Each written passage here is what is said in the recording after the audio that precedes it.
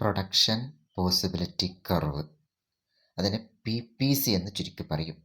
Production possibility curve, ഉൽപാദന സാധ്യതാ വക്രം, ചുരുക്കിയിട്ട് PPC എന്ന് പറയും.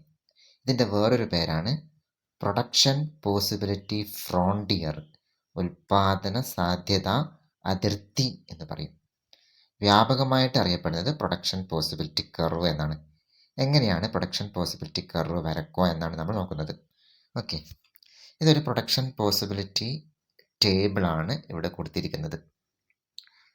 ഫസ്റ്റ് കോളത്തിൽ പ്രൊഡക്ഷൻ പോസിബിലിറ്റീസ് ABCDEF. സെക്കൻഡ് കോളത്തിൽ rice 0 1 2 3 4 5. Third column wheat 15 14 12 9 5 0. Okay, table ശരിക്കും ഒബ്സർവ് ചെയ്യുക. ഇതിൻ്റെ ബേസിലാണ് PPC വരയ്ക്കേണ്ടത്.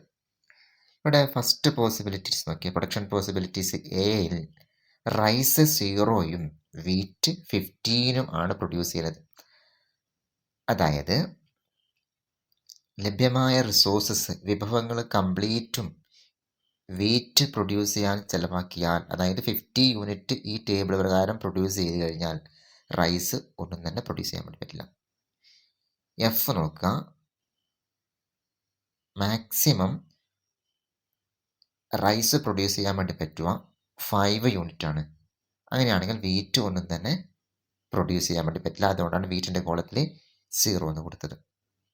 ഓക്കെ, അപ്പോൾ ഇവിടെ നമുക്ക് മനസ്സിലാക്കാൻ വേണ്ടി പറ്റും, റൈസിൻ്റെ അളവ് ഇങ്ങനെ കൂട്ടി കൂട്ടി വരണമെങ്കിൽ വീറ്റിൻ്റെ അളവ് കുറയ്ക്കേണ്ടിയിരിക്കുന്നു.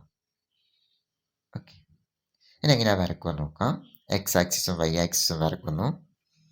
X ആക്സിസിൽ നമ്മൾ റൈസിൻ്റെ അളവ് എടുക്കുന്നു, Y ആക്സിസിൽ വീറ്റിൻ്റെ അളവ് എടുക്കുന്നു. ഡയഗ്രാം വരയ്ക്കാനൊക്കെ നമ്മൾ ഒരുപാട് പഠിച്ചതാണ്. ഓക്കെ, അപ്പോൾ റൈസിൻ്റെ X ആക്സിലും അളവും Y ആക്സിൽ വീറ്റിൻ്റെ അളവ് എടുക്കുന്നു.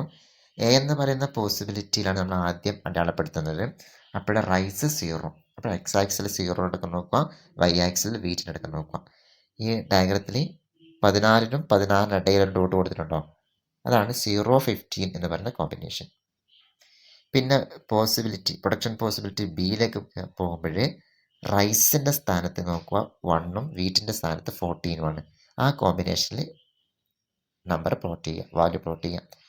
അങ്ങനെ എല്ലാം പ്ലോട്ട് ചെയ്യുക. ലാസ്റ്റ് എയും ബിയും സിയും ഡിയും ഇയും എഫ് ഒക്കെ അടയാളപ്പെടുത്തുക. ലാസ്റ്റ് നോക്കി, എഫ് പ്രൊഡക്ഷൻ പോസിബിലിറ്റീസിൽ എഫിൽ റൈസ് 5-ഉം വീറ്റ് 0-യാണ്. നമ്മൾ എല്ലാത്തിൻ്റെയും പ്ലോട്ട് ചെയ്യും, എല്ലാ കോമ്പിനേഷൻ്റെയും പോയിന്റുകൾ അടയാളപ്പെടുത്തി.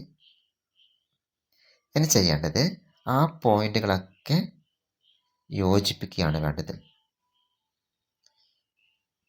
ആ പോയിന്റുകളൊക്കെ യോജിപ്പിക്കുക. അങ്ങനെ യോജിപ്പിക്കുമ്പോഴേ ഈ ഡയഗ്രത്തിൽ കാണുന്ന പോലെ ഒരു കർവ് ലഭിക്കും. ഈ കർവിനെയാണ് പ്രൊഡക്ഷൻ പോസിബിലിറ്റി കർവ് എന്ന് പറയാം. പ്രൊഡക്ഷൻ പോസിബിലിറ്റി കർവ് എന്ന് പറയാം. ഓക്കെ, എന്താണ് പ്രൊഡക്ഷൻ പോസിബിലിറ്റി കർവ്?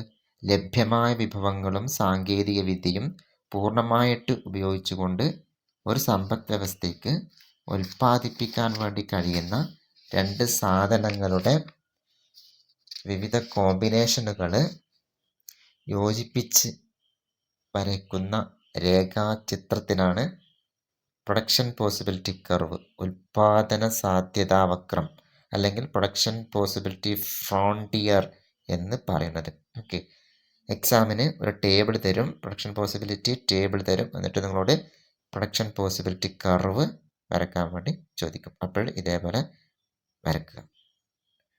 ഓക്കെ.